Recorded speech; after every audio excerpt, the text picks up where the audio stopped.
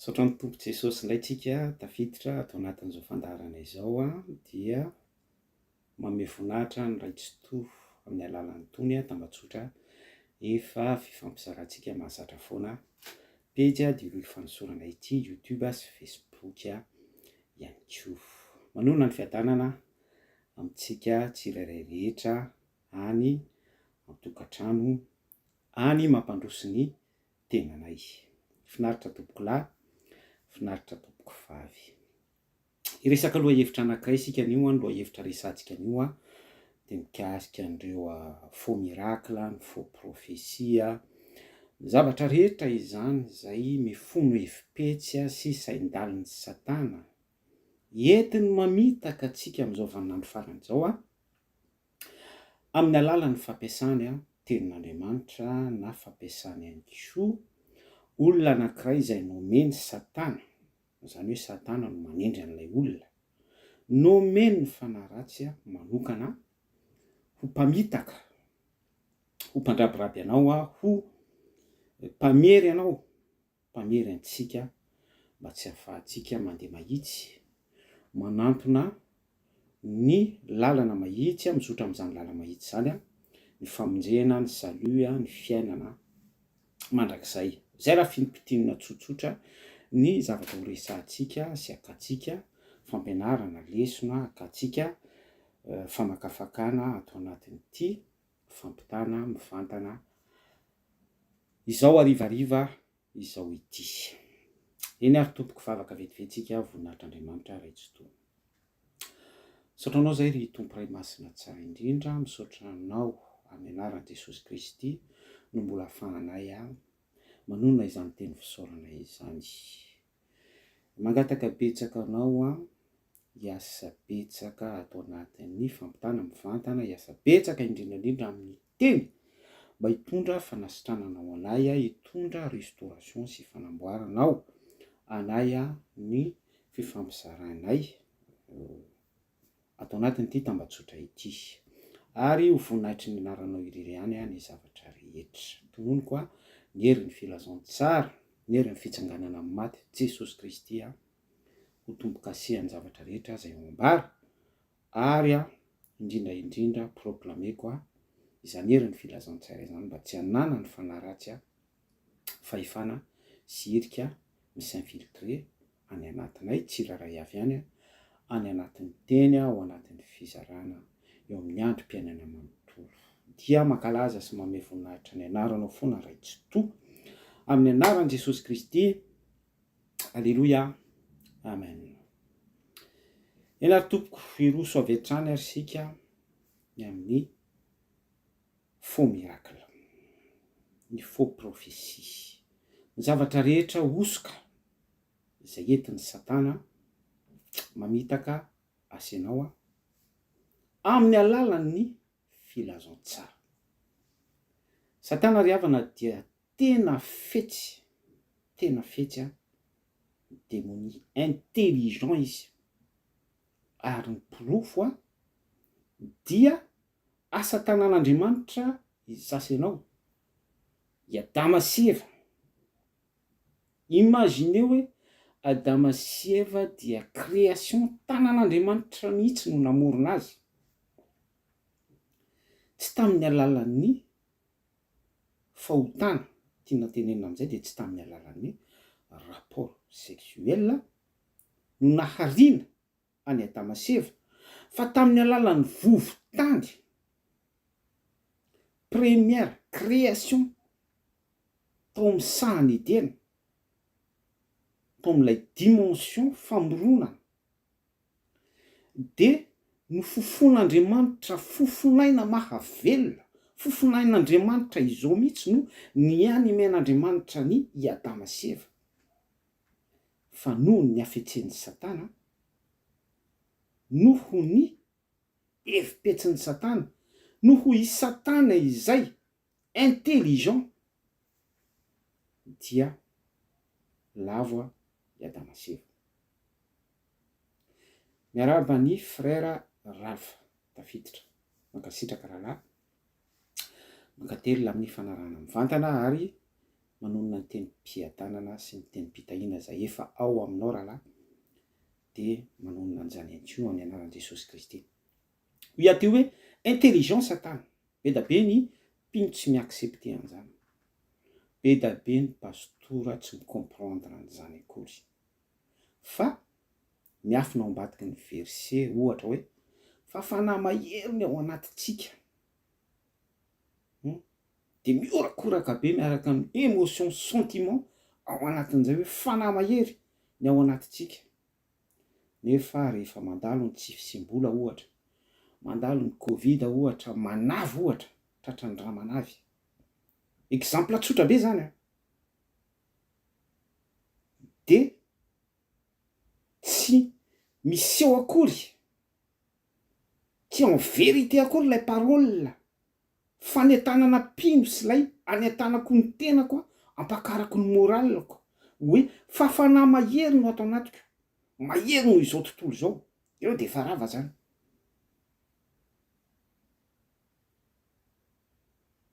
Ka raha ny teny ato hoe Satana dia tena intelligent, fetsy, ny Baiboly mihitsy no nanipika an'izany vakeo ny Genesisy, fetsy noho ny biby rehetra, Andriamanitra no miteny an'izany, dikan'izay de tokony miaccepte itsika fa manana adversaire de taille. Amen, alléluia. Za miaccepte tsy fantatro ianao raha miaccepte an'izany. Za tena miaccepte hoe matanjaka ny adversaire-ako, za tena miaccepte hoe ny devoly fahavalontsika, ny devoly fahavaloko lay fanahy eny amin'ny rivotra Efesiana 4:1 dia mpanjaka an'izay fahamaizinana izao izy, royaume de ce monde. Imagineo amin'izany ny tanjany sy ny heriny ao anatin'izay ilay afetsena. Ary ty averiko foana hoe Satana dia être céleste izy, nanana ny toerany tao an-danitra tao izy de tao izy ny nazera. Izay de midika fa ny point de départ ny Satana dia tao an-danitra. Zany zavatra zaraiko aminao zany, zany poudre zaraiko aminao zany, zany grain zany de hitaritako ny sainao hijery lavitra, fa tsy hoe anome voninahitra sy zay foana mantsy le problème raha vao milaza zavatra ohatra an'izany tsika de ozy ny olona hoe midera ny Satana, manome voninahitra ny Satana. Fa tiako zany isika ho conscient, tiako zany isika hifo, tsy ho pino mpiteraka fotsiny ao am-piangonana, tsy ho pino mpihirahira fotsiny ao am-piangonana, mpamerina verset, mpapakatra morale fotsiny, tsy oatra an'izany tsika, fa tena conscient mihitsy hoe misy adversaire de taille, mila resentsika ary mila délozentsika eo amin'ny fiainana. Zay tsika vao afaka miconquérir, afaka mandrato fahalalana soratra masina, raha vao tsy conscient amin'izay fotsiny aloha tsika dia lasa klasin'le mpino be da be ety amin'ny Facebook hoe tape amen, zarao amin'ny groupe telo misy anao izao afatra izao fa izy fahasoavana be tonga ao anaty poketranao, lasa oeraoera sy ny sisa rehetra, fihetsika isan-karazany izay fanentanana pino fotsiny any anatin'ny fiangonana, ao anatin'ny système sy organisation. Ary zany ny zavatra misy amin'izao fotoana iresantsika izao, ary mahatonga ny pino ho faible sy alemy. Eo indrindra ny olana, eo indrindra lay problème nahatonga hisafidy manokana an'ity sujet an'ity hoe faux prophétie, faux miracle, ny zavatra rehetra osokosoka rehetra, satria tellement ny pino tsy restauré, tsy bien édifié, tsy voaorina sy voatsangana tsara ao amin'ny Kristy Jesosy. Izay le hoe voaorina sy voatsangana tsara ao amin'ny Kristy Jesosy, zay de Jesosy mihitsy ny fototra, Jesosy mihitsy ny vatolampy. Misy fotoana Jesosy Kristy ny dévoilé zava-miafina tamin'ny Petera hoe ianao ny Pierre, eto ambonin'ity vatolampy ity no atsangako ny fiangonako. Vavahady ny fiaina tsy hita, tsy haharesy azy. L'ombre du ténèbre, varavaran'ny Satana, ny fahafatesana, tsy maharesy an'ilay fiangonana kozy Jesosy Kristy izay miorina eo ambony vatorampy. Io le misy mien verset hoe katolika. Resaka esprit religieux izay, na afaka ihany koa hoe transformer ny isa tokony avy sy ny isa mpiangonana avy isaky ny religion-any avy, ohatra hoe zareo sabatista de hoe lalàna, na ihany koa ho an'ny pentécotiste de hoe fitenenana amin'ny teny tsy fantatra, ho an'ny évangéliste gabralaka moa de hoe batisa sitrika, ainsi de suite. Fa i Jesosy tena nanipika mihitsy hoe ny fiainatsita, ny vavahady ny fiainatsita, tontolo ny séjour de mort, tsy manana anjara am'izany ny fiangonana, tsara orina sy tsara fototra vatonampy Jesosy Kristy. Amen. Alléluia. De eto indrindra ho isika no anapotsitra am'izay hoe pourquoi be dabe mihitsy ny mpino mirohitra sy miazakazaka manao andiany mitady miracle, mangetaeta faminaniana, teny faminaniana, tsy maniry azo faminaniana. Imagineo zany zavatra partageko zany. Tsy misy etaeta hoe andray teny faminaniana, tsy misy etaeta hoe andray fonction anankiray amin'ny 5 ministères araky ny sitrapon'Andriamanitra. Tiako tsy piana aloha am'izay fa volonté divine daholo le izy, fa tsy hoe isika no manana obsession, samihafa zay fa tena misy mihitsy fankasitrahana avy ao an-danitra zay le hoe mahita fity amin'Andriamanitra, de Andriamanitra no manokatra an'izay portail zay isiny karazana don fanomezam-pahasoavana, na ihany koa ministère, misy anankidimy izy, ho antsika araky ny fahitan'Andriamanitra fity amintsika. Fa ny inversan'izay, miazakazaka ny mpino am'izao vanim-potoana iresantsika izao ianona manana fanomezam-pahasoavana, ianona mahay mitory-teny, ianona mahay manasitrana, ianona manana faminaniana, de miazakazaka any amina bishop, miazakazaka any amina apôtre, miazakazaka na any amina Cohen, miazakazaka any amina évangéliste, miazakazaka any amina mpanasitrana sy mpanao fahagagana, miazakazaka any amin'ny fenony banga. Teo de nanipika tsara hoe tsy manana etaeta. Jesosy Kristy nefa nampianatra antsika hoe mangatady omena ianareo. Zay le hoe mangatady omena zay hoe mangataka isika de manome Jesosy Kristy. Tsy mianana akory Jesosy Kristy manome antsika, fa noho ilay relation, noho ilay tsy fahafantarantsika fa manana adversaire de taille isika, ary mila déloger-tsika ilay adversaire de taille, Efesiana 4:9, ary mila conscient itsika hoe mila tapaka ny cordon izay mampitohy atsika am'ilay antsoina hoe rasy adamika amin'ny mampanota atsika. Misy velatra be da be zany zavatra ambarantsika izany, mitohy amin'ny fahaterana indray, mitohy amin'ny fanoloran-tena, point de départ.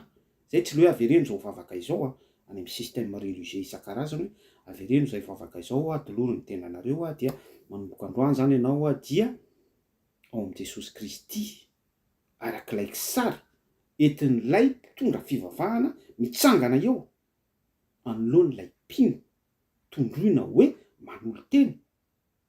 Fa ao anatin'izay de misy scénario zay amboarina, ora nefa tsy izay ilay scénario takin'ny baiboly amintsika, fa tena hoe en esprit, en vérité.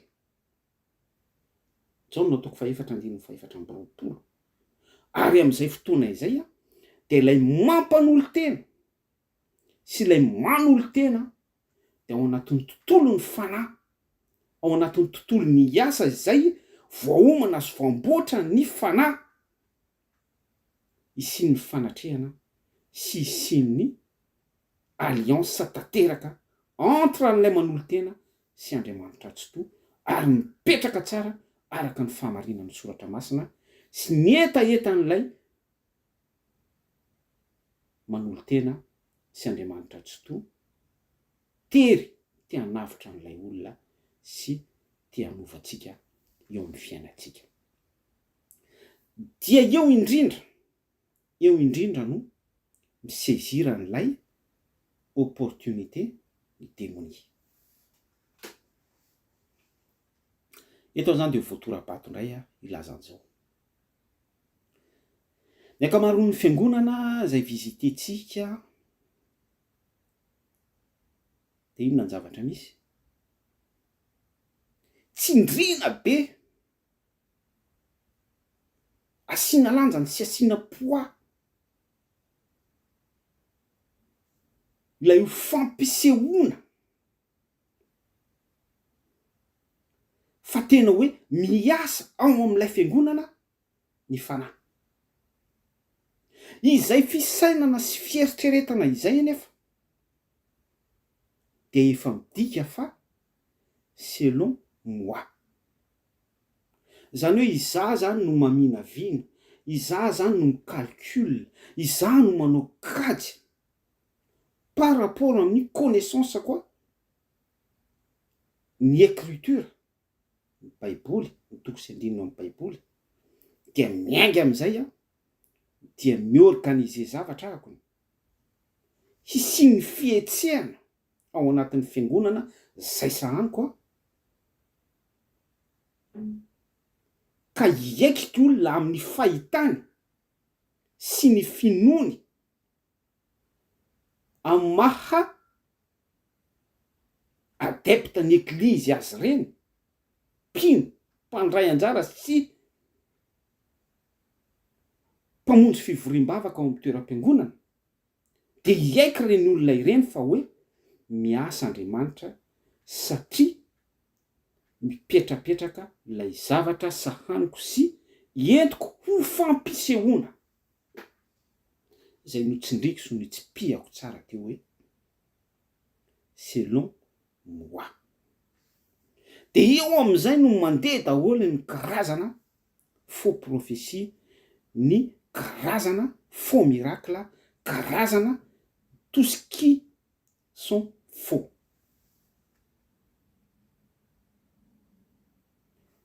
Ny zavatra misy dia izao, ny démonie dia tena capable mihitsy izy manao miracle pareil amin'ny zavatra ambaran'ny baiboly.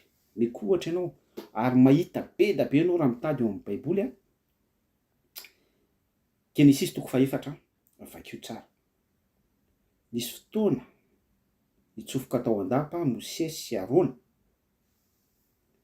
dia nanao famantarana izy tamin'ny alalan'ny teny an-tanany i Mosesy, natsipiny tamin'ny tany dia mivadika menarana. Fa nisy reféré tamin'iny ihany koa ny pouvoir ny faux prophète tao an-dapan'ny Farao natsipiny ihany koa ny tena dia mivadika menarana.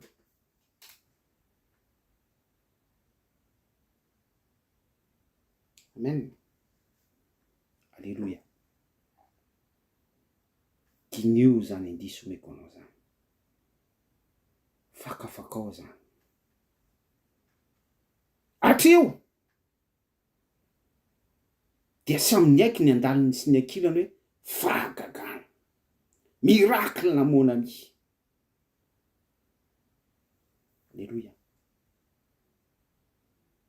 Fa nio dia ho dévoiliko anao hoe ahoana no ahafahanao manavaka ny faux miracle sy ny miracle avy amin'Andriamanitra tsy toa. Teboko voalohany entiko ilazana aminao, be da be isika no tsy manana ny antsoina hoe don de discernement. Andriamanitra tsy toa nefa dia ny teny mazava tsara hoe izaho toetra ny fanahy. Io le resaka don de discernement io ho azavaiko. Nisy fotoana Saoly mpanjaka,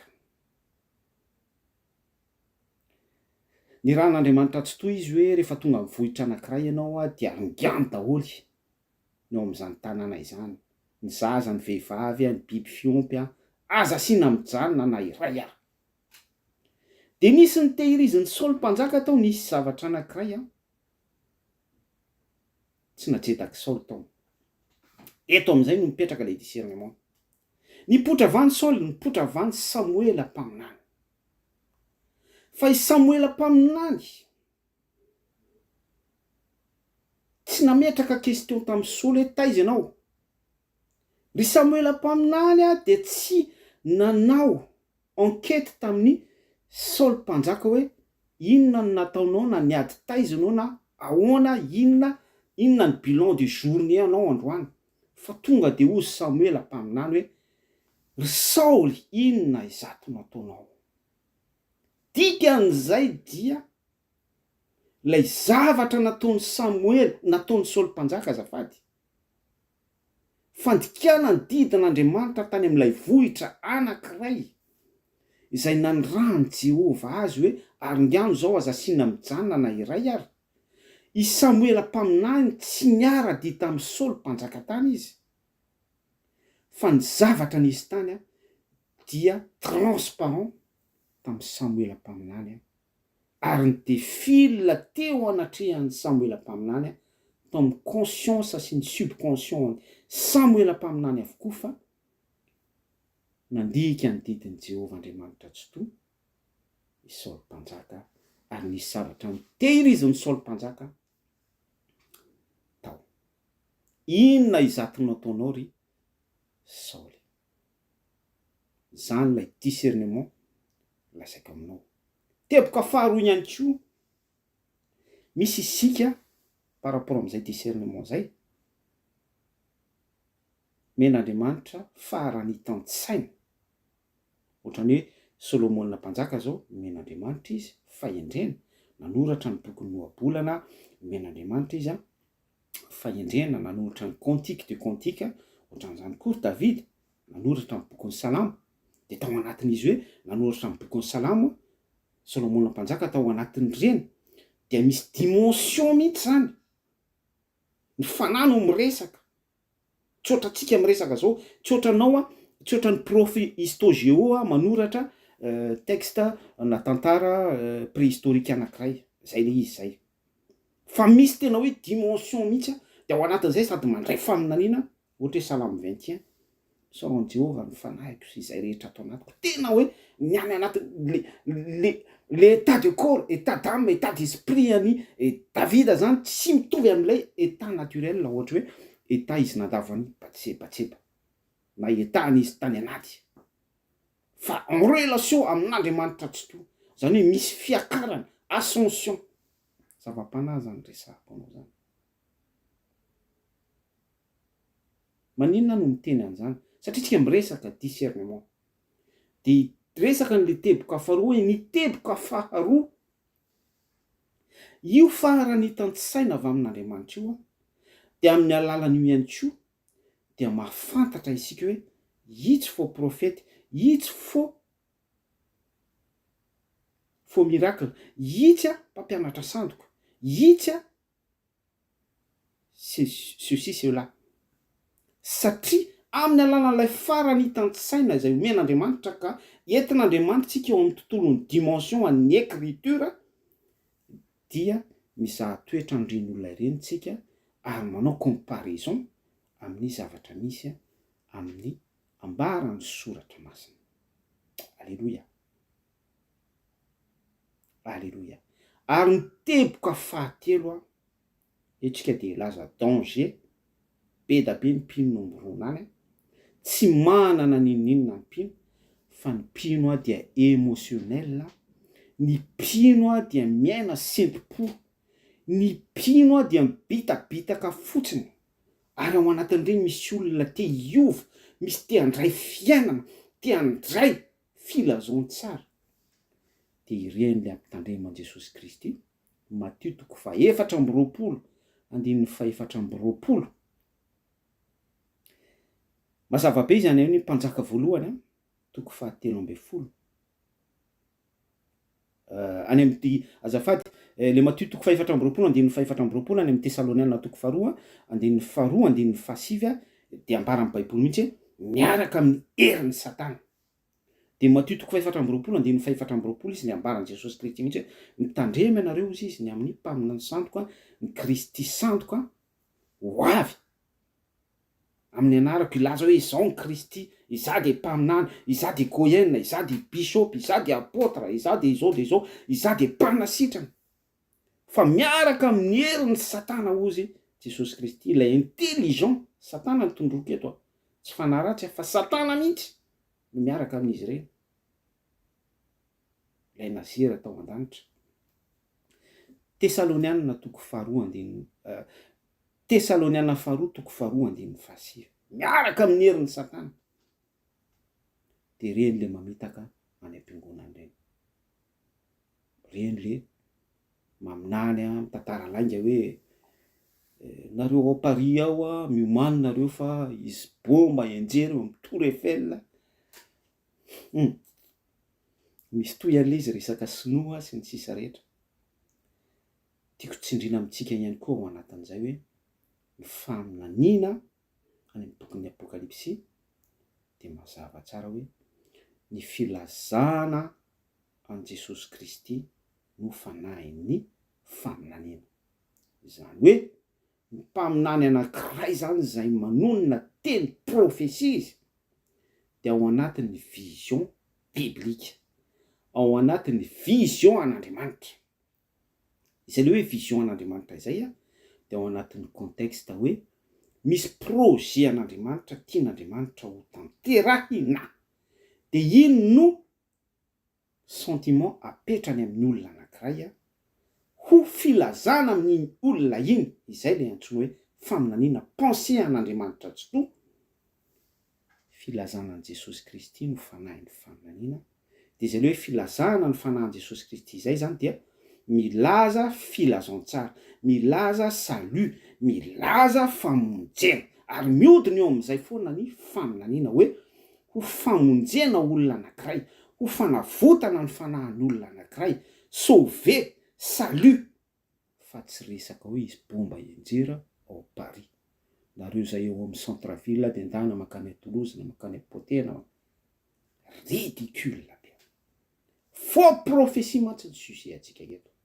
De misy koa mpaminany ohatra hoe amin'ny 2013 présidence, lasa président de la République amin'ny 2013, tsy tanteraka moa le izy vakina fotsiny. Faux prophétie. Fa eo indrindra le hoe ny filazana an Jesosy no fanahin'ny faminaniana. Tsy misy resaka salut mihitsy fa ny tena no ambarany hoe président amin'ny 2013. Ny 2013 efa dépassé. Dia betsaka ireo faux prophète ohatrany tsaratsara izy no milaza ny tena ny fa misy mihitsy zanahary. De zao le rahalahy farany teo hitako misy vidéo mi-circuler any latsaka président koa le rahalahy. Miamsiao daholo le tandroka. Faux prophète. Miaraka amin'ny fanahy demony herin'ny Satana. Tesalonianina 2:2 Thessaloniens 2:9. Mitandrema isika ary eo ny olona ny be mihitsy lava. Satria ry havana ny anton'izay dia ety amin'ity zao tontolo zao ity ozy ny Baiboly no ahitantsika fahoriana.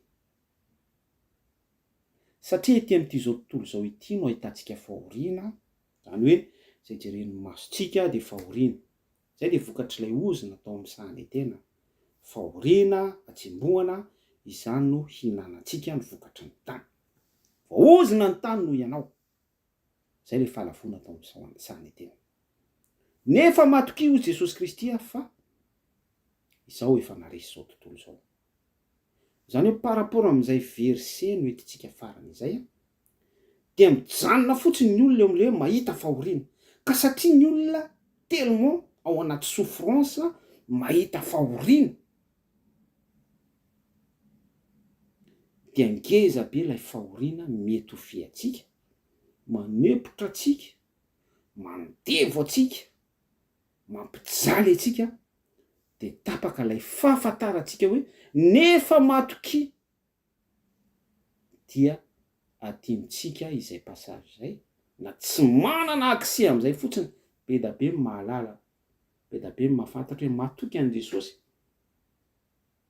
satria Jesosy ny teny hoe nefa matoky fa izao efa narisy an'izao tontolo izao de mipitapitaka daholo satria izay le zavatra niresahako teo hoe animation fotsiny le ao anatin'ny fiangonana mialatsiny ny teny teo hoe service minimum animena lay mpino amin'ny alalan'ny hira fiderana animena lay mpino amin'ny alalan'ny toriteny fipitapitahana sy fahaizana manambara sy miteny ohatra am'izao ataoko zao fa la base le izy tsy en esprit tsy en vérité fa ny fampidinana ny resaka hoe en esprit en vérité io de misy critera be da be zay tsy maintsy araka ny soratra masina eto io miainga amin'ny zavatra be da be ohatra hoe fahadiovam-po fahavonona-panahy miainga ihany koa amin'ny tontolo isan-karazany en diapason mpino miainga amin'ny zavatra be da be mihitsy etaeta soafy podra be da be ohatra zany fotoritory sy mangorakoraka ianao afaka manampy an'izany rehetrarehetra izany sy ny sisa be da be miarahaba ny zokovavy lalasoa ihany koa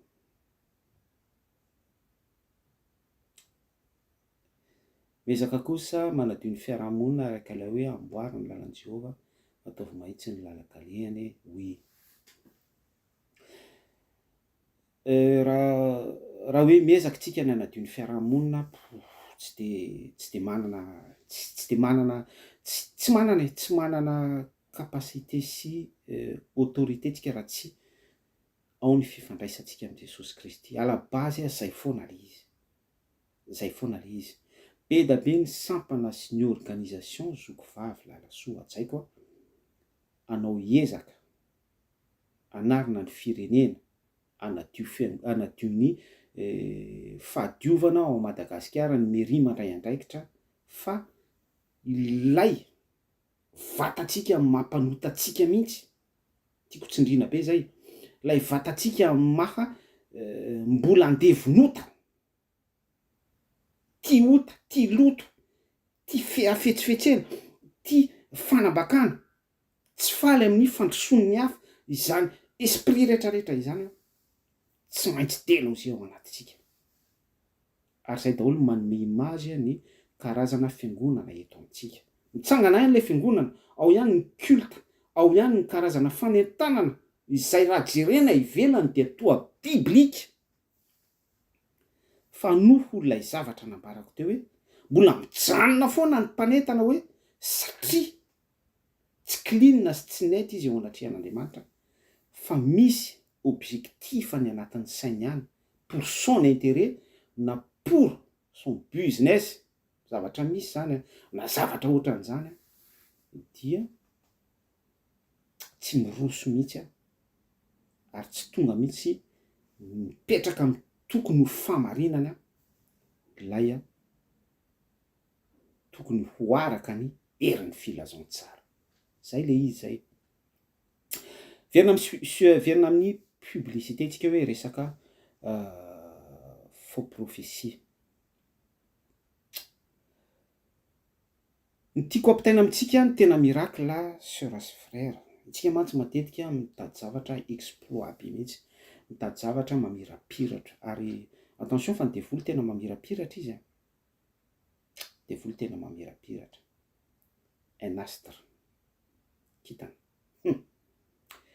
dia isika ny problème atsika mitady an'izay mamirapiratra izay manoloana ny obscurité izay manandevy sy mamatotra atsika ny tena marina nefa ilay fikorontanana sy ilay obscurité la iaizina iainy atsika de ny devoly ihany no mametraka an'ilay contexte hisy eo amin'ny fiainatsika azonao angamba zany zavatra zaraiko anao zany dia rehefa tafiditra am'izay sika ao anatin'ilay créneau ao anatin'ilay contexte chamboulement ao anatin'ilay fikorontanana dia mialoha lalana atsika indray ny devoly miratrapy atsika eo amin'ny devant kisary pratika mihitsy zany asehoko atsika izany de miseho ho mpanavitra izy ho mpandamina izy ao anatin'ilay fikorontanana dia tonga amin'izay izy amin'ny alalan'ny faux miracle sy ny faux prophétie sy ny karazana usurpation isan-karazany amin'ny alalan'ny ministère biblique sy ny fonction don de discernement sy ny talenta isan-karazany dia miodikodina ao anatin'izay cercle vicieux izay mipino dia maty ao anatin'ny iotany any. Zay lay kisary zay. Ary mandinika ny contexte actuel isika ety amin'ity zao tontolo zao ity dia izay mihitsy ny zavatra misy ny créer korotana sy adiny européenne ohatra. Dia inona ny ataony avy eo? Apakariny amin'izay ny vidy tsolika, ny vidiny gaz, ny vidiny PPN,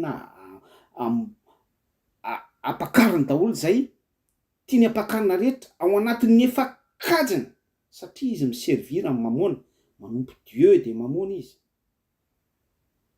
Any amin'ny tontolon'ny politika zany intelligence ny zareo élite ao anatin'ny G7, ny G20 sy ny G rehetrarehetra ny tandroka folo sy ny loha anankifito erin'ny satana. Dia miasa ao anatin'izay famitahana izay izy dia miratrape indray izy eo aloha eo aide ménagère mitondra fanampiana ho an'ny foyer sahirana. Zay ny karaty à France ireo kelikely fidiram-bola dia manao proclamation amin'izay ny ministère avy eo population hoe isy indray ny vola izay tonga any amin'ny kitapo mbola ny tsirairay ho fanampiana ireo fianakaviana sahirana. Ora nefa ianao tsy nitady ady tany Ukraine, ianao tsy nitady ady tany Irak, ianao tsy nitady ady tany Syrie, ianao tsy namboly ady tany Afrika, fa ry zareo daholo no manao an'izany rehetra. Dia izay ny teneniko hoe chamboulement etin'ny démonie. Fa ao anatin'izay fanakorotana ny démonie izay mihitsy eo isika no mila misokatra ny masontsika mangataka colure amin'Andriamanitra tsotoana. Ary arak'ilay andiny tsoratra masina andresantsika teo hoe nefa matoki fa izao efa narisy izao tontolo izao hozy Jesosy Kristy. Dia izay koa ny zavatra misy eto Madagasikara mandeha ny halatra voamaso sa tsy miteny hoe mitondra fanjakana misy no micréer an'izany fa mety ho marina ihany koa zany. Anjarantsika anjaranao no mamaly any amin'ny faritra isinao tsiraray avy any mandeha ny lotapaka dia tsy hitany lelany, tsy hitany masony, trafic d'organe zany resahako eto. Mivoaka ny volamena misy hatrany anaty fitombenana, mivoaka ny bois de rose, mivoaka ny zavatra sy ny sisa rehetra dia miratrape eo aloha indray ny fanjakana hoe ao anatin'ny crise ny vahoaka malagasy indro ny varitsinjo indro ny menaka tsinjo indro ny tsinjotsinjo isan-karazany rehetrarehetra, atsangana ny hôpitaly manara-penitra, atsangana ny fonja manara-penitra, ho ambarina ny lalana manara-penitra, ho ambarina avokoa izay rehetra lazaina fa infrastructure ho fanarenana ny sy ho fanatsarana ny fiainan'ny sarababe-bahoaka. Ilazako amintsika zany hoe izay ilay système fomba fiasan'ny démonie. Izay zavatra izay nefa dia tsy tokony hanana anjara toerana eo amin'ny toeran'ny olona anankiray raha manana fifatorana amin'Andriamanitra tsy toy izy. Wow! Alleluia! Wow! Tsy tokony! Dia misy teny amintsika hoe dia ahoana ary zany tantaran'i Joba. Tsy nisy marina tahaka azy tetỳ an-tany. Zanak'Andriamanitra hozy ny Baiboly. Lasa be zany ny saintsika. Dia ahoana ary Jesosy Kristy. Jesosy Kristy mihitsy anefa ilay ambaran'ny Isaia toko voalohany andininy 4:12 naboridana, nokapohina, natao tsinotsinona, mitondra ny aretintsika sy ny rovintsika rehetrarehetra nefa zanak'Andriamanitra. Fa matoy izay misy izay fahoriana izay sy izay antsoika hoe fanaparany devoly izay tanteraka amin'ny tenan'ny olona anankiray dia mazava ho azy fa tsy maintsy ambaran'Andriamanitra amin'iny olona iny ihany koa hoe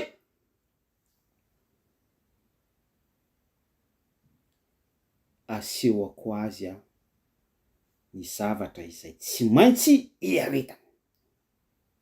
averiko tsara hoe matoy izay zavatra izay tanteraka amin'iny olona iny ahoana tsara hoe de miaraka amin'izay ihany koa Andriamanitra dia milaza am'ilay olona ary mampafantatra an'ilay olona fa tsy maintsy aseho ako azy ozy Andriamanitra tsoa tamin'ny Paoly zavatra tsy maintsy aretany.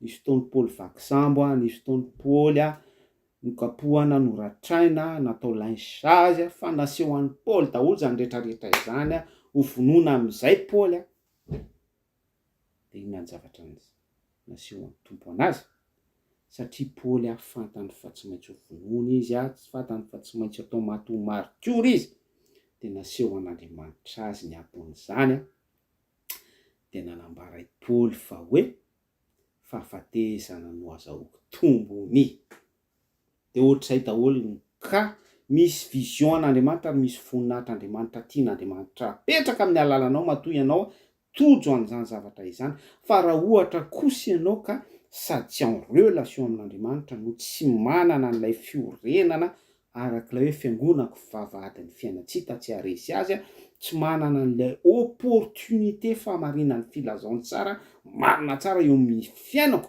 kanefa izaho dia miatraika amiko ny resaka insécurité miatraika amin'ny vahoaka malagasy ny tsy fisina miatraika amin'ny vahoaka malagasy ny karazam-pahoriana isan-karazany ny doro-trano gauche à droite ny halatra voamaso ny fanolanana manapatra daholo hatramin'ny mpitondra fivahana ny mompera ny ao an-dapa sy ny sisa rehetra manapatrapatra mikorotana tanteraka ny fiainana malagasy ora nefa raha malagasy tsy manana an'ilay fifandraisana amin'Andriamanitra tsy nanolotra ny tenany tamin'Andriamanitra fa nifidy mpitondra ho azy izy nifidy mpanjaka ho azy izy contexte Saul mpanjaka hoe omeo mpanjaka izahay hitovoizanay amin'ny firenena manodidina anay ozy ny vahoaka hebreo tamin'Andriamanitra tsy to de ozy Yahweh Elohim tamin'ny Samuel mpaminany hoe eno ny feoany de omeo vahoaka ireo dia amin'ny 2023 mbola hiverina ihany zay senareo zay hifidy mpanjaka ndray vao vahoaka malagasy fa tsy ho tonga saina mihitsy andao mba hibebaka andao hanolotra ny fiainatsika andao isika mpitondra fivavahana tsy hanao corruption hiaraka amin'ny politika andao isika tsy hanao mélange ny Kristy sy Beliala andao isika tanora tena monjy am'izay sampana sekoly alahady andao hideran'Andriamanitra hiditra sampana korala andalina baiboly andao isika andeha tena araka ny sitrapon'Andriamanitra sy ny volonté divine ainsi de suite tsy manana an'izany pensée izany isika fa hifaninana ao challenge ety amin'ny Facebook sy aiza indray misy receveur bogosy dia mitady j'aime amin'ireny pub ireny de raha mba mamoaka verset biblique ihany ohatra hoe fa ny fahasoavan'Andriamanitra no natoy izao de miaraka amin'iny manao metimety manao make-up manao chirurgie esthétique amin'ny endrindrehetra na numérique na ihany koa mivantana mihitsy de alaiko ny verset biblique anarotsaromako sy tadiavako sitraka amin'olona miaraka amin'izay zany lay abomination sy ny zavatra ohatran'izany vitsy de vitsy zany zavatra tanysaiko zany fa tsy ho vita ny fizarana raha izany zavatra rehetra izany no tanysaiko amintsika rehetra mampalahelo ka normal raha feno faux prophète feno mpaminany lainga matanjaka be eto Madagasikara misy mihitsy hividy hélicoptère tsoatsy hividy avion ny sasany manao vacances Tsingalambogidy na aty Barcelone ny mpino mampalahelo mialatsiny amin'ny teny an'izany sasany manana villa miaraka amin'ny piscine ngeza be mihitsy ny tranony mianatra any andafy ny zanany fa ny mpino ao ihany de rehefa mandeha ny science ao am-piangonana sy ny ohatran'izany de mandeha amin'izay science hypnotisme mélange ana fivavahana sy occultisme zany izy daholo zany atao anatin'ity sujet atsika hoe faux prophétie ity faux miracle ity inona moa ty resaka hypnotisme hitanao ro resaka hypnotisme io lolovina any amin'ny tontolon'ny subconscience anao dia apatoriana ianao hitanao ro tsika rehefa matory sika de misy fotoantsika ohatra reraka be de vokatr'izay fatiga iainantsika zay de misy nofo tonga amitsika. Misy fotoana ihany koa tsika hoe reraka de manana illusion, nofo ratsy. Fa misy fotoantsika tsy reraka na reraka ihany koa fa tena manofo ratsy mihitsy, asan'ny devoly mamanga ny fanahy ratsy. Ary misy fotoantsika reraka na tsy reraka ihany koa de tonga ny fanan'Andriamanitra manambara amitsika. Zay le hoe na matory ary tsika de omeny malalany ihany zany, mitondra profesia, mitondra faminaniana, mitondra teny fampinoana, mirestaurer atsika. Be da be zany zavatra nambarantsika tao anatin'ny teny fohy izany, ilazana amitsika hoe on n'est jamais à l'abri, na côté spirituel na côté malsain, na fanatsara na fanaratsy. Dia tellement tsika exposé amin'ny zavatra zao tontolo zao, ka raha tsy manana ny fiarovan'Andriamanitra tsotoa dia mamangy atsika ny fanahy ratsy, mitondra message toy ny hoe selon la Bible, toy ny hoe s'est déguisé izy Jesosy hafa. Misy Jesosy hafa ny ozy amin'ny Baiboly, s'est déguisé izy, s'est montré izy ange de lumière, anjely. Misy sœur zay miteny tamiko hoe zah nahita anjely ozy. De inona moa ny tantarain'ilay anjely? Anao anjely lasa vavy teo aloha izy de efa niakana be. Teva hitako sahady zany hoe tsy mitombina le zavatra lazainy. Fotsifotsy be de nananana zay. De tsy niteny, tsy nanambara ninina satria plus ahako ny manambara zavatra am'le vehivavy par discernement dia vomaika mandetika anazy. Fa ny tanety lava ozy ny Taolo mitondra fisainana. Zay koa de efa indrena tsara ananantsika. Misy fotoantsika tena hoe afaka tena hoe miteny direct. Na mandratra an'le olona raha tsy maninona fa asehoan'Andriamanitra antsika hoe aloha tsy miteny fa le olona hiteny efa ao anatin'ny fahasimana sy faiblesse sy fampitehana izy. Alléluia. De par rapport amin'ny sujet antsika amin'izay hoe faux prophétie sy ny faux miracle. Ny zavatra tokony ho fantatsika ny hoe ny Baiboly de milaza zao, Korinthiana voalohany 4:12, andininy faharoa amby roapolo hoe ohatra zao hoe ny teny tsy fantatra de famantarana amin'ny tsy mpino ireny. Ohatran'izay koa zany ny resaka miracle zany dia famantarana amin'ny tsy mpino ireny, amin'ny tsy mino ireny. Ny zavatra rehetra zay fahagagana izany araka ny Baiboly dia amin'ny tsy mino ireny no ataon'Andriamanitra.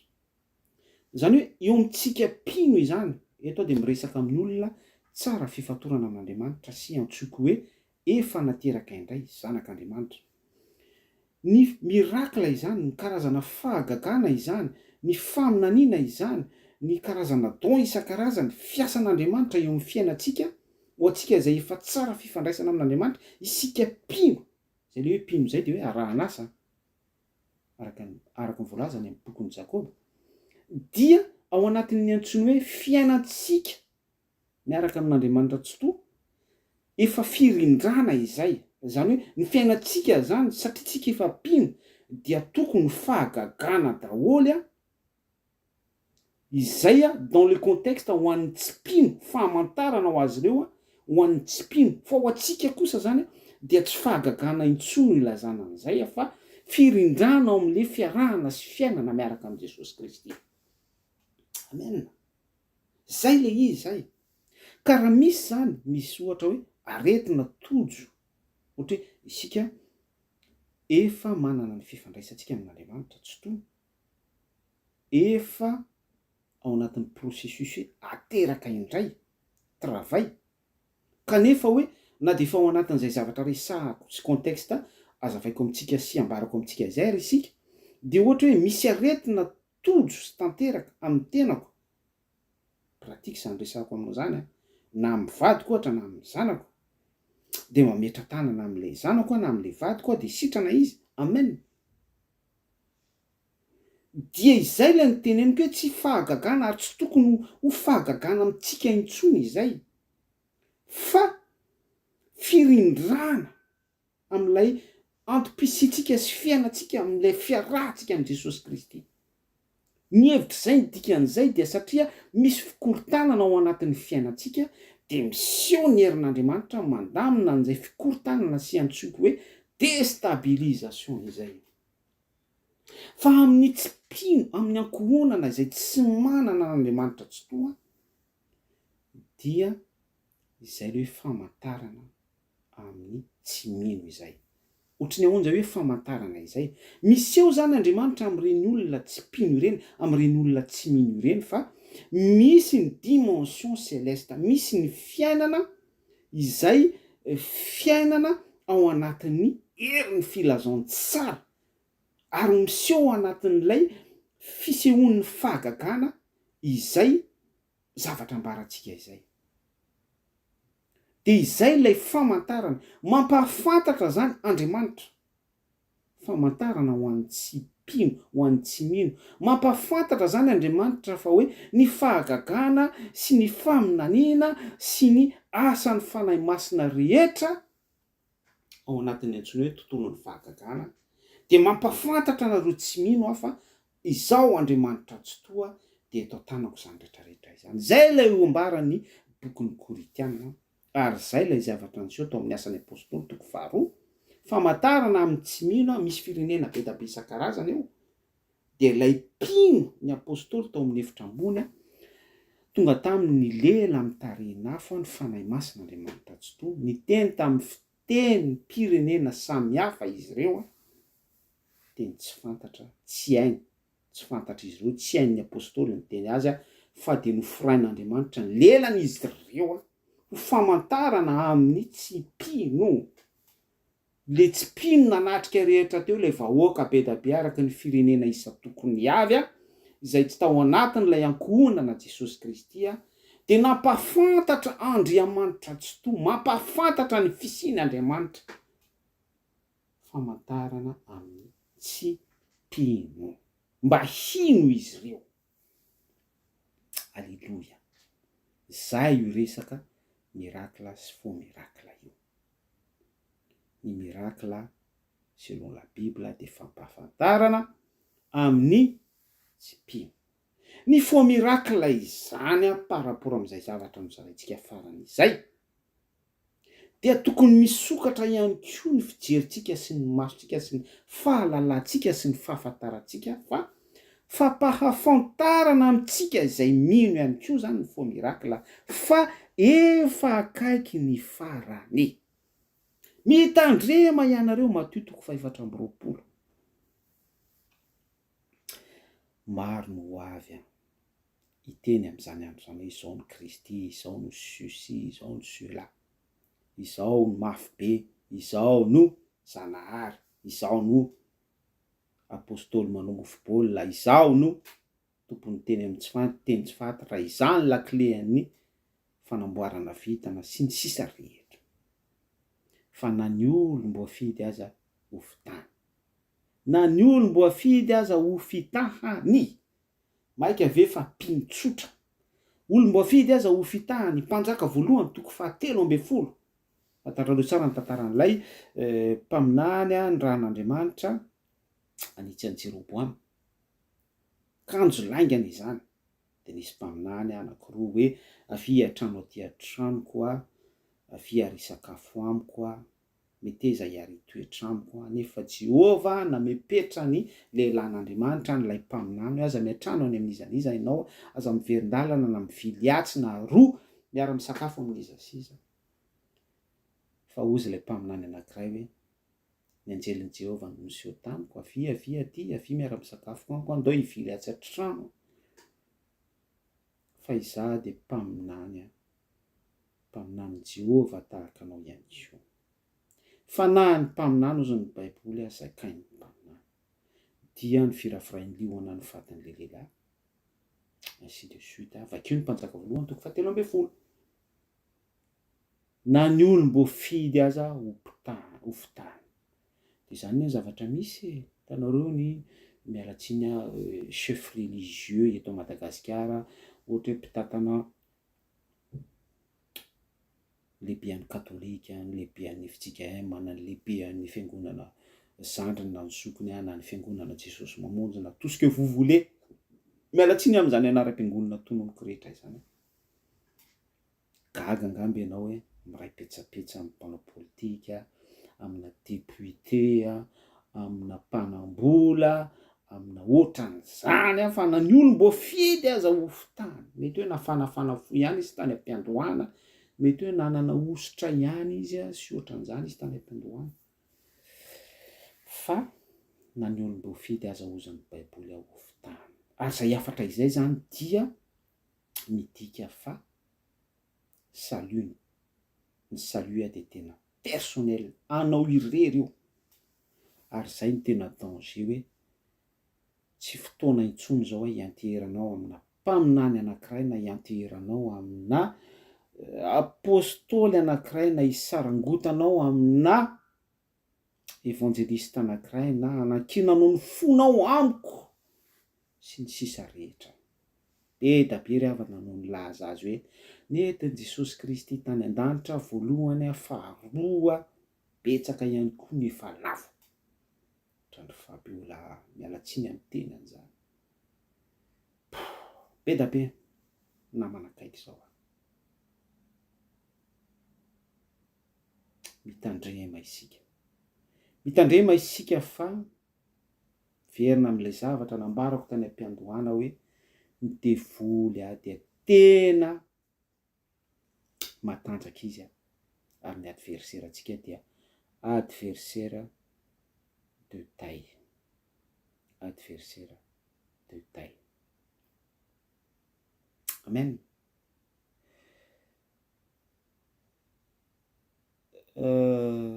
Amarana koa azy dia ny Matthieu toko 7:17 faminaniana tany amin'ny Isaia toko 7:14.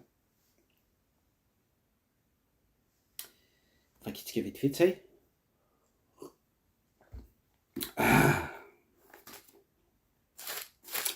Matthieu toko 7 aniny 17 vakitsika amin'ny anaran'i Jesosy Kristy. Alleluia.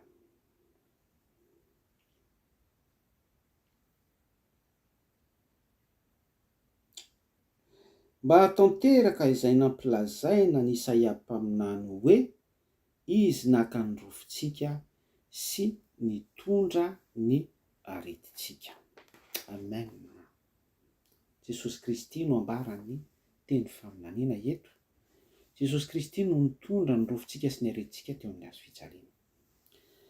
Ny message zany ho ampitaiko amintsika dia misy marary va ao aminareo, hozy ny baiboly hoe aoka izy akan'ny loholona dia anositra diloilo ny fiangonana. Sasenao lay ambara eo. Fa ny contexte dia fiangonana fa tsy mpintsotra. Fiangonana dia mazava ho azy miverina amin'ilay fanazavako tany ambony hoe ny vavahadin'ny fiainatsika tsy harisy azy. Zany hoe olona efa en relation amb Jesosy Kristy, en intimité amb Jesosy Kristy, zay zany lay fiangonana ambara eto. Misy marary fa ao aminareo. Aoka izy ampaka ny loholona. Za zany raha miresaka loholona dia avy hatrany dia etiko amin'ny zavatra ambony be mihitsy anareo. Etiko amin'ny zavatra ara-panahy isika. Ao an-danitra ao dia misy ny zava-mananaina efatra sy ny loholona 420. Mivavaka andro manalina ireo manome voninahitra an'Andriamanitra tsy toa, midera an'Andriamanitra tsy toa, mankalaza an' Jesosy Kristy amin'ny seza fiandrianany, masina Jehovah tompony maro 24 heures sur 24 heures, mivavaka amin'ny fanahy sy fahamarinana. Inona moa no tiako tenenina amin'izany? Misy marary va ao aminareo. Aoka izy apaka ny loholona anositra diloilo ny fiangonana ozan'ny baiboly. Izany hoe sokafo ny masonao. Aoka ianao ho maly. Za zany eto manipy message aminao. satria tellement efa be da be ny olona faux docteur, mpanasitrana sy mpaminany langa sy mpandainga à gauche à droite, mpanao fitadiavam-bola ny filazon-tsara. Ny contexte biblika nefa miteny hoe apakany loholona dia hanositra dilo ilohan'ilay fiangonana isika. Ao anatin'ny heretitsika dia ilay olona alaitsika zany dia olona manana n'ilay natiora ny apokalipsy, olona capable sy ao anatin'ny natiora ny mpivavaka amin'ny fanahy sy fahamarinana. Lasa be ndraiky mansaitsika ahoana zany mivavaka amin'ny fanahy sy fahamarinana zany, en esprit en vérité. Tsy mbola izay ny sujet-ntsika anio fa manaraka tsy maninona ho azavaitsika izay. Fa raha vao tsy loholona manana ny toetra Kristy, manana fitafiana Kristy, manana natiora izay mifono ny herin'ny filazon-tsara, manana ny fahafenon'ny fanahy sy fahamarinana selon la Bible, dia miala tsiny hiteny amintsika fa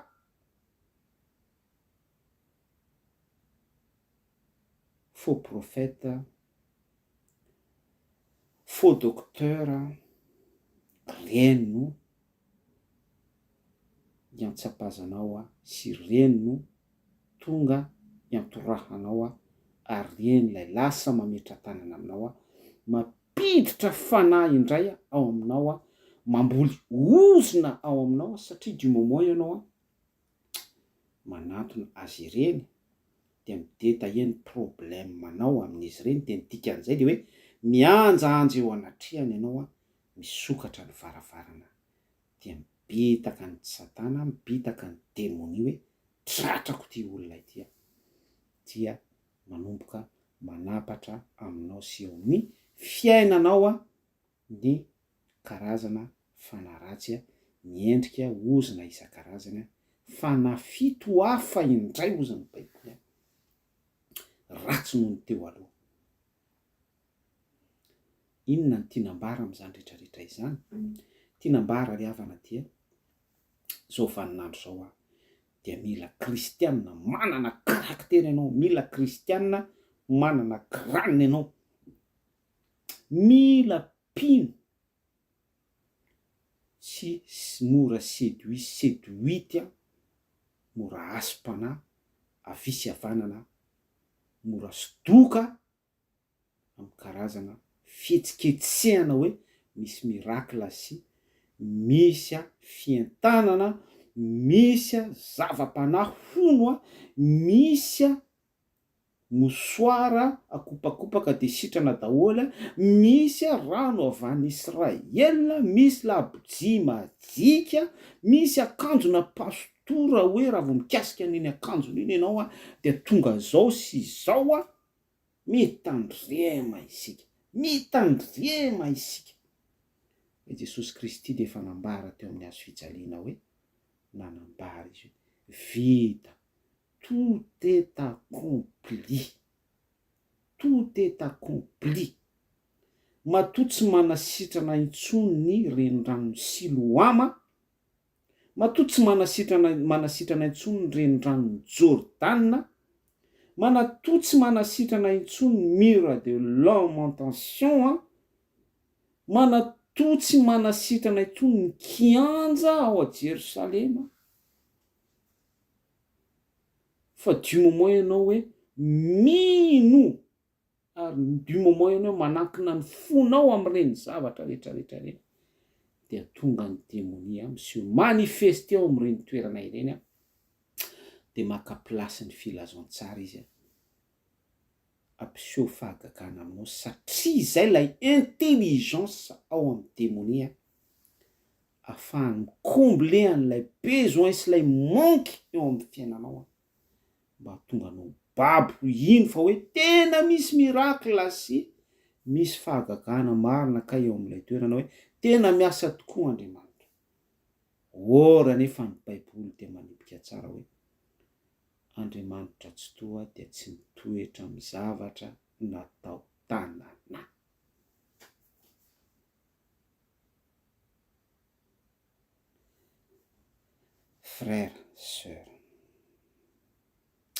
fanambarana isika. Teny ambolohany tsy tany ambolohany fa tany ampovoanimbony tany dia niteny zavatra tahaka izao hoe ny mirakla tena zava-dehibe tokony ho voaray atsika dia tsotra be. Tenin'Andriamanitra sy ny vokatry ny fanahy. Ho an'ny tsy mino ny mirakla, ho an'ny tsy mino ny karazana fahagagana isan-karazany, fa ho antsika mpino dia fandrindrana ny fiainantsika miaraka aminy ny fisehoana isaky ny antoko-pisiany zavatra mahagaga rehetra ao anatin'izay fonoteny hoe fahagagana izay. Ka na ministera io, na fanomezam-pahasoavana io, na talenta io dia firindrana izany ao anatin'ilay antsoina hoe 1 Corinthiens 12 corps de Christ izay. Miara mirindra amin'ilay loha Jesosy Kristy. Ary zay ny tanjon'Andriamanitra tsotoa amintsika mba ahafahan'ny fiangonana ho tanteraka malaza, tsy misy fiketronana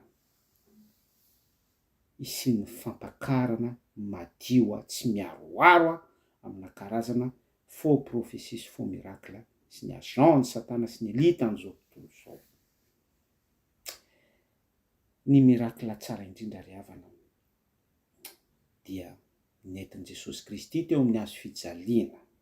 Toy izao ny tiavan'Andriamanitra izao tontolo izao, nomeny ny zanany natokana mba tsy ho very zay rehetra mino azy, anana fiainana mandrakizay. Izasy ianao, izaho zao tafiditra ho isan'ny zanak'Andriamanitra, andova ny fiainana mandrakizay. Mbola tsy ao anatintsika fa ato anatintsika kosa ny teny fikasana miara-misento amintsika ny fanahy manambaran'izany.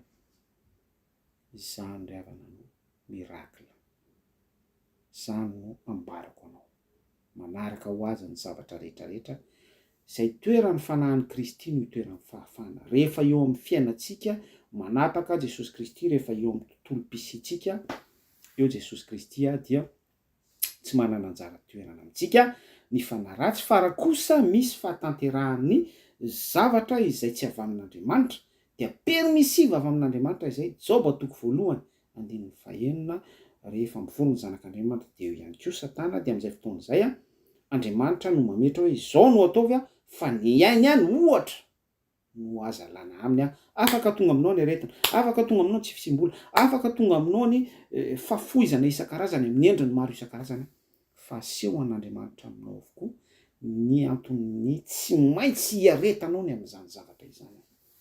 Ho voninahitra Andriamanitra tsotoa. Alleloia.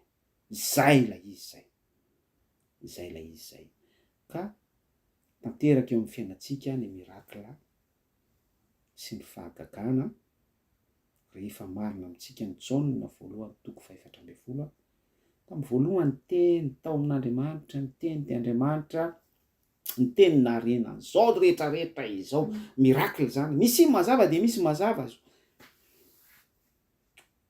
Famoronana ary ny teny tonga nofo ilay Andriamanitra ny tonga nofo, tonga ato anatiko ka nonina tamintsika, miara-monina amin'ny ankohonana, monina ato anatiko ny esprit ny fanahy masina, monina ato anatiko ny voninahitr'Andriamanitra, miara-mitoetra amiko ny fanaovana ny sitrapon'Andriamanitra, manaiky an'izay ny momba rehetra, miaccepte an'izay, compatible tsara amin'ilay semence Andriamanitra tsotoa ny momba dia izay hitanay ny voninahiny ozy ny mpianatra, voninahitra miendrika an' Jesosy Kristy, miendrika zanaka ilay tokana. Tsy izao intsony velona fa Kristy velona ato anatiko. Dia voaova amin'izay ilay natorako, voaova ny tenako, voaova tsy ilay mpanota, tsy ilay mpanolana, tsy ilay mpamoaka bois de rose, tsy ilay mpangalatra voamaso intsony, tsy ilay mpanao mizana tsindrinila ao amin'ny fitsarana, tsy ilay olona tia corruption, tsy ilay zavatra be da be ohatran'izany, tsy araka ny sitrapon'Andriamanitra, fa indro avosiko ny zavatra rehetra dia tonga ray safidy amin'i Jesosy Kristy, iray vision aminy akony, miara mitebo aminy. sy ny sisa rehetra. Tsy izay sitrako no ataoko izy Paoly fa izay tsy sitrako no ataoko maty ao amin'ny Kristy izay fisainana sy fieritreretana miteny voalen'ny Paoly zay hoe ilay lota mihetsika ato anatiko no manosika ahy hanao izay tsy sitrako.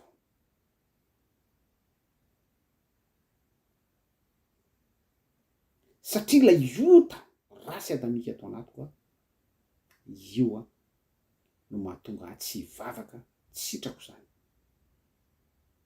Io no mahatonga tsy hanao ny sitrapon'Andriamanitra, handany fanolanana ny famoahana badorôzy, ny resaka volamena sy ny sisa rehetra no ilay ota mitoetra ato anatiko. Fa ny fisiana Jesosy Kristy Jaona 1:14 velona ato anatiko kosa no manosika ahy ho amin'ny natiora indray ny inversen'izay tantara izay dia tsy ilay sitraky ny nofoko intsony no ataoko fa ilay fanahy manambara ato anatiko no mitondra ahy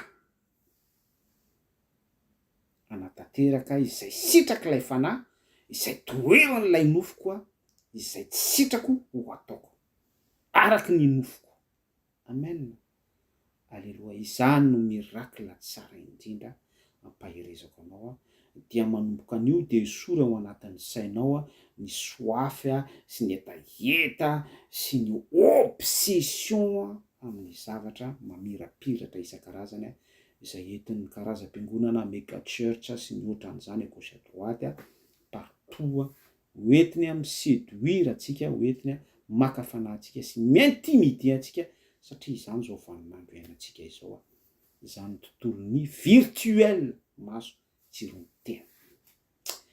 Raha soantsika rehetra de mankasitraka betsaka atsika tandremo ny faux miracle, tandremo ny faux prophétie, tandremo ny faux fiangonana, tandremo ny faux pasteur, tandremo fa faux daholy ny zavatra jeren'ny masonao sy nenao am'izao vanim-potoana iresantsika izao ny olona rehetra mampiseho photo de profil ety amin'ny Facebook dia tsy ny tena profil ny avoakany eo azafady fa ny faux profil manao make-up izy dia misy retouche ny sary satria mila manjamanja izy de mila séduisante izy, mila miséduire izy, mila esprit daholo zany, tongava saina minimum zany zavatra resahako amintsika zany ka tsy mora tery sady entin'ny lalana makany an-tany. Safidy libre arbitre fontsika manindra fo amintsika Jesosy Kristy.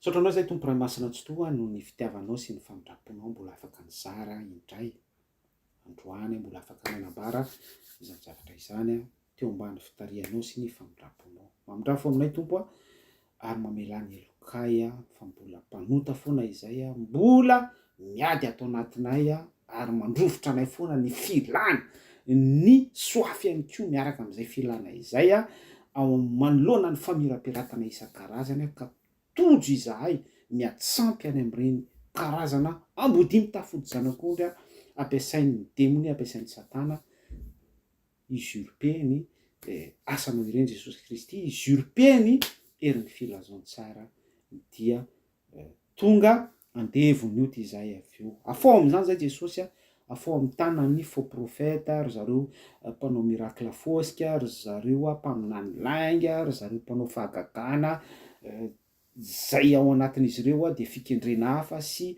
rombaka izay tsy araka ny sitraponao afao amin'ny tanan'ireo pastora izay sady mpametra tanana no manosika pino de hoe voninahitry'Andriamanitra io ny ambadiky reny sy ny sisa rehetra Jesosy Kristy afao amin'ireny esprit sy ny zavatra rehetrarehetra ireny zay tompoko ary aok'izay ho tsara fifatorana aminao foana aok'izay Jesosy Kristy hoe ho anilanao foana izany mahatsara anay ny anaran'i Jesosy Kristy alleluia.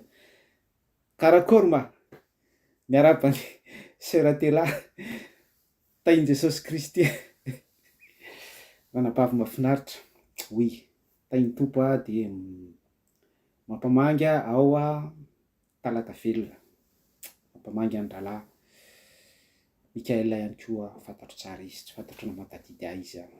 Misy fotoana efa nandalo tao aminazy, rarison-tsika rehetra na i Jesosy Kristy.